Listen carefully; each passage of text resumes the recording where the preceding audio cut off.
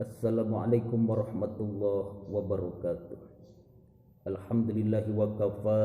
Wassalatu wassalamu ala nabiyil mustafa wa ala alihi wa ashabihi ahli sidqi wal wafa.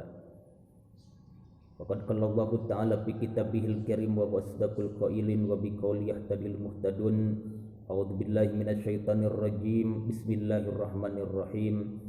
Laqad kana lakum fi rasulillahi uswatun hasanah. Wa qala aidan fi ayatin ukhra wa nunazzilu minal qur'ani ma huwa shifaa'un wa rahmatun lil mu'minin. Shadaqallahul azim. Ma'asyiral muslimin wa jumratal mu'minin rahimakumullah. Alhamdulillah wa syukur ala ni'amillah.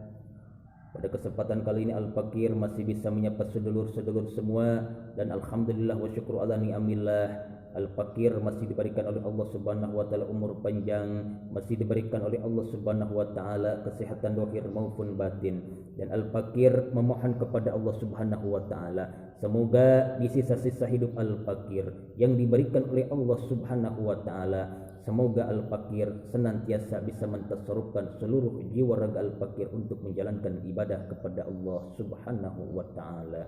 Amin ya Allah ya rabbal alamin. Sedulur yang dirahmati Allah, kalau kita melihat kepada keagungan dan kemuliaan baginda Nabi besar kita Muhammad sallallahu alaihi wasallam, yang mana Allah Subhanahu wa taala mengabadikan di dalam Al-Qur'an yang tadi Al-Fakir bacakan, yang berbunyi a'udzubillahi minasyaitonir rajim, bismillahirrahmanirrahim. Laqad kana lakum fi rasulillahi uswatun hasanah. Tidak lain dan tidak bukan Rasulullah Muhammad sallallahu alaihi wasallam diutus ke muka bumi ini untuk menjadikan suri tauladan yang baik atau menjadikan contoh yang baik kepada kita sebagai umatnya. Kita melihat kepada sejarah ketika baginda Nabi berdakwah kepada satu kaum, Kanjeng Rasul pernah dicaci, dimaki, dihina, bahkan dilempar batu, tapi Rasul tidak mendendam, tidak membalas apa yang mereka lakukan. Apa yang Rasul dilakukan oleh Rasul tersebut tatkala Rasul dicaci, dimaki, dihina, tidak lain dan tidak bukan Rasulullah Muhammad SAW memberikan sesuatu yang baik, yaitu doa bagi kaum tersebut agar diberikan hidayah oleh Allah Subhanahu wa taala. Maka kita sebagai umatnya, ketika kita ingin kemuliaan yang agung, derajat tinggi yang amat sangat tinggi, indallah indannas, tidak lain dan tidak bukan kita harus mencontoh kepada akhlakul karimah baginda Nabi besar kita Muhammad sallallahu alaihi wasallam.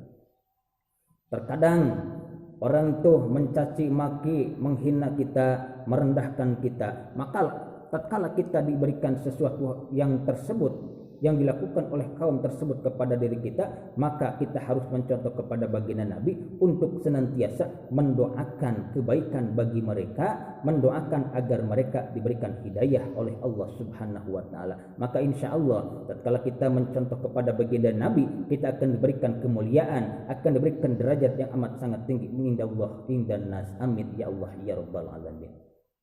Sedulur yang dirahmati Allah, adapun mukjizat yang diberikan oleh Allah kepada baginda Nabi besar kita Muhammad sallallahu alaihi wasallam tidak lain dan tidak bukan ialah Al-Qur'anul Karim, yang mana sebahagian keistimewaan fadilah kita membaca Al-Qur'an tidak lain dan tidak bukan ialah menjadikan obat dari segala penyakit yang kita derita. Tatkala kita mempunyai penyakit yang amat sangat kronis, yang susah sekali obatnya, kita udah bersyariat ke dokter ini, ke dokter itu, tapi tak kunjung sembuh, terus menerus kita merasakan sakit yang amat sangat lama, maka janganlah berputus asa. Terus gimana syariat yang lain? Kita harus kembali kepada Al-Qur'anul Karim, yang mana Allah menjanjikan di dalam Al-Qur'an, wa nunazzilu minal qur'ani ma huwa syifaa'un wa rahmatun lil mu'minin.